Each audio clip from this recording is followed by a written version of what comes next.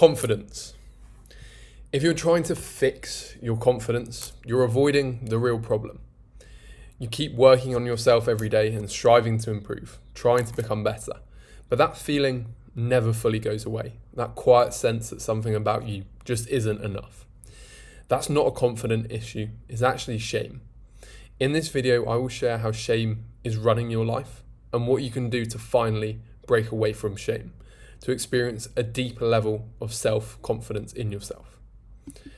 And don't worry, this is man's eternal challenge, the challenge to accept who we truly are. So let's get cracking. I'm going to start with this idea of the confidence trap. It's one of the biggest challenges in our society. And we tell ourselves, when I have this experience at work, then I will get a promotion. When I'm more confident, I will get my dream girl. When I feel braver, I will start that business.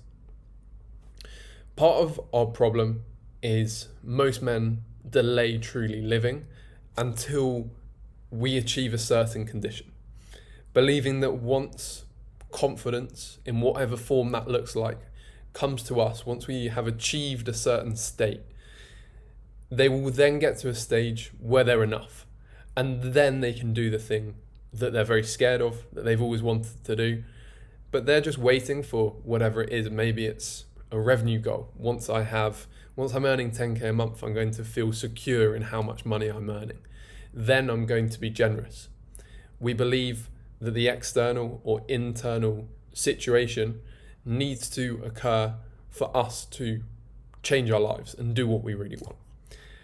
And this is a really common trap. So if you're falling into this, don't worry. This is something I also experience on a regular basis. The next part is the shame within.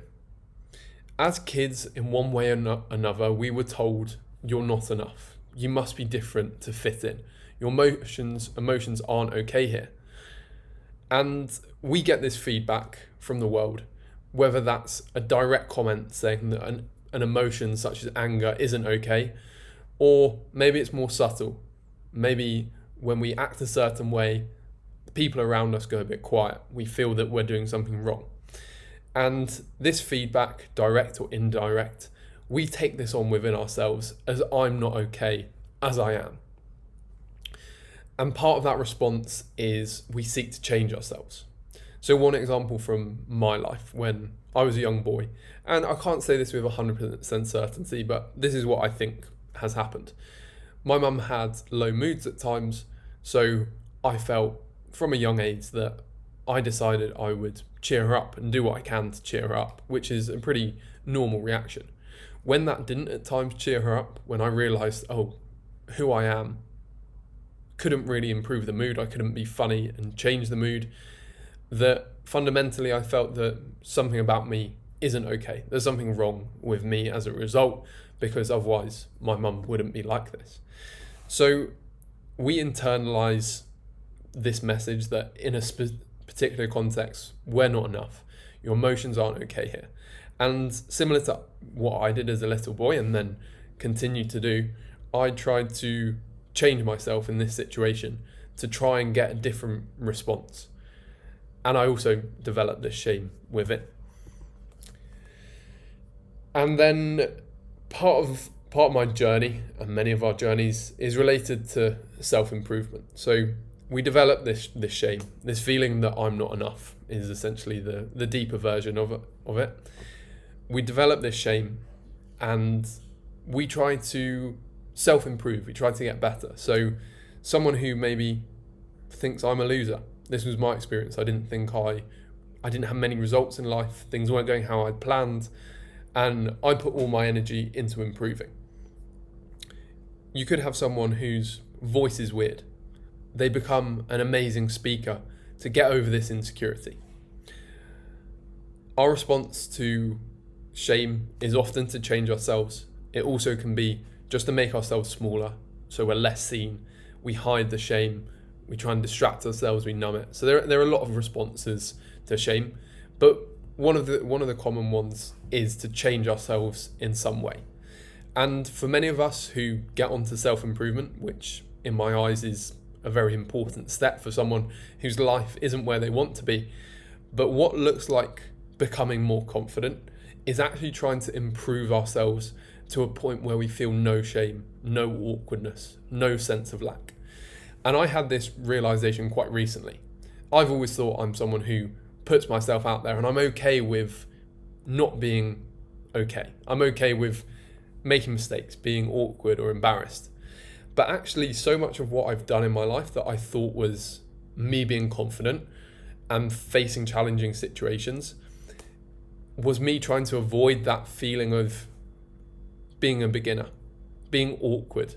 I'm wanting to get to, as fast as I can, go from the level where I'm looking bad to a level where I can do something with a certain level of confidence. So an example was when I started my business. I did cold calling. I wanted to get clients. And I, as quickly as possible, I did go through that process of humiliation. I had to humble myself, but I also did it with the intention to get good as soon as I could. Very little and very few times in my life have I ever really done something with acceptance that I feel bad, I feel awkward, and I'm just happy to sit in that. And that's where our improvement, as good as it can be, is often self-escape.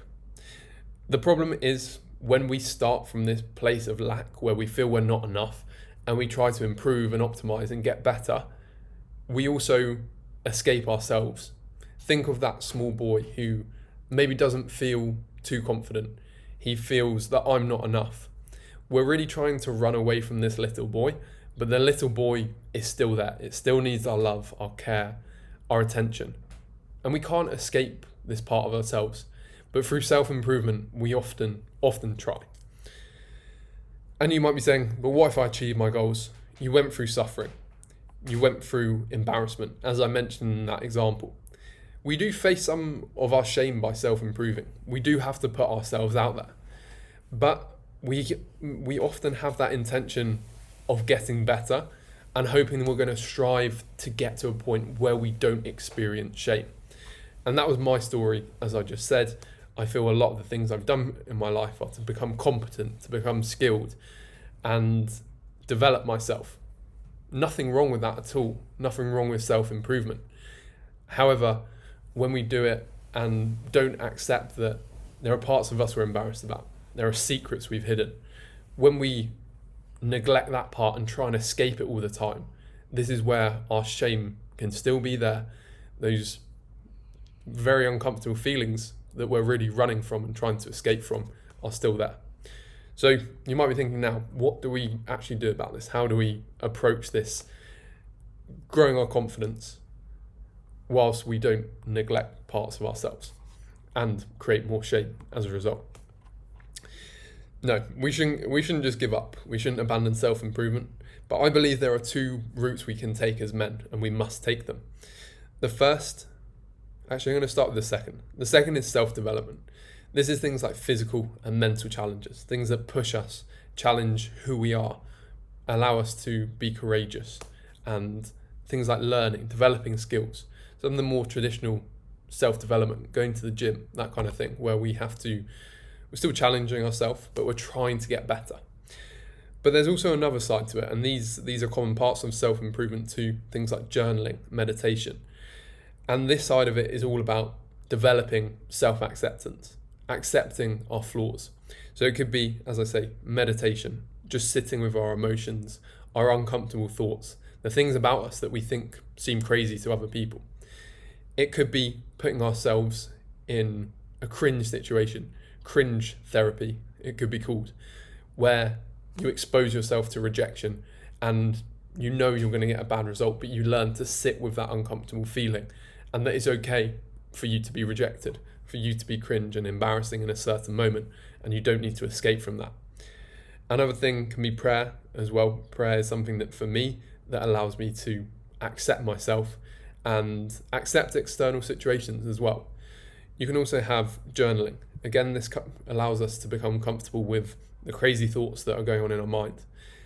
I heard it said on a podcast about this idea that everyone else, we look at people's lives We have all these thoughts and we have all our memories of bad things and mistakes we've done throughout our lives, and we compare that to everyone else's highlight reels.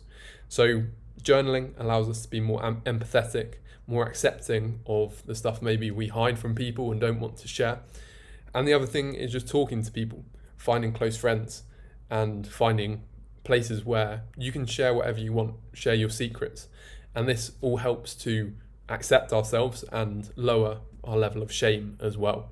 So we understand who we are as people, and not everything we're doing is trying to escape from who we are. Some of it is accepting who we are, accepting those flaws, whilst working on developing ourselves at the same time. The honest truth is that shame grows in the darkness. And the whole point of this video is to encourage you not to become the man running from his own shadow, who tries to deny the fear he feels, the shame, his weakness. Every step, if you are this man, every step you take will be one step further from yourself. And I think pure self-improvement, pure self-development, where you're working on yourself, trying to level up, is useful at one stage. But if you keep going and you live your life like this, where you're trying to escape from your weakness, your vulnerability, your core truths, you will always be running. You will never be happy in this moment.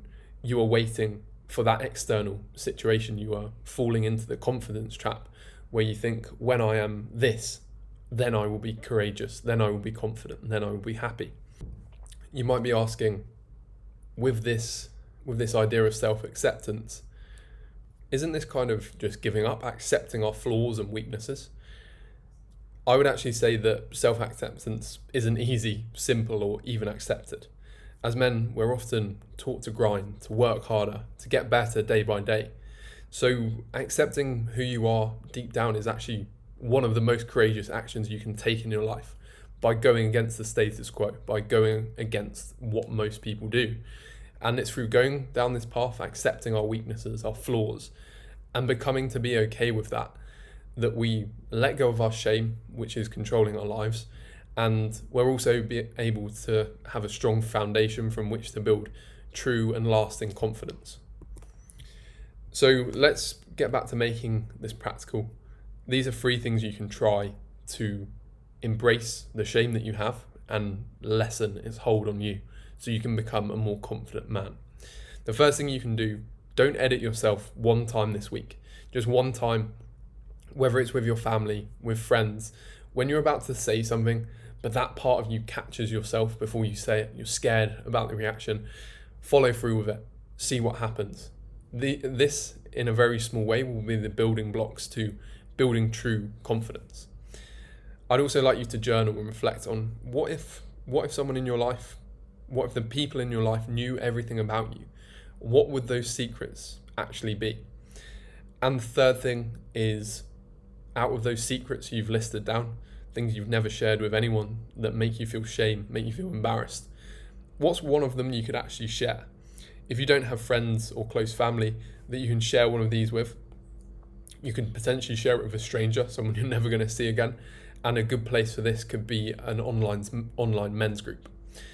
This is the kind of place where you can go, people share their thoughts and feelings, and you also notice and learn from attending these that people are just as crazy as you are. They have just as much shame, just as much embarrassment. They think they're a failure. They think they're not enough. And this is part of the human condition. It's something in one way or another we all share. So that's all for today. I hope this message was interesting. I hope you got something out of this video. The main thing to take away is, if we're building shame, the main message of this video is, if you're constantly building your life and building yourself up, developing, working on yourself from a place of lack, all you're ever going to be doing is running away from the person that deep down you know you are. When you're hiding from your weaknesses, your failures, your secrets, you're only ever going to be running. What I propose is a different perspective on confidence, one where we accept we're not enough. We accept our flaws, our failures. And by sharing that, by speaking about it, by accepting it in ourselves, we're okay with that. We have nothing to hide. And that is a great place from which to build true confidence, to be authentic, to have integrity in our lives, and grow into the best versions of ourselves. So I hope you found that helpful. Share this with a brother who needs to see this message, and I will see you on the next one.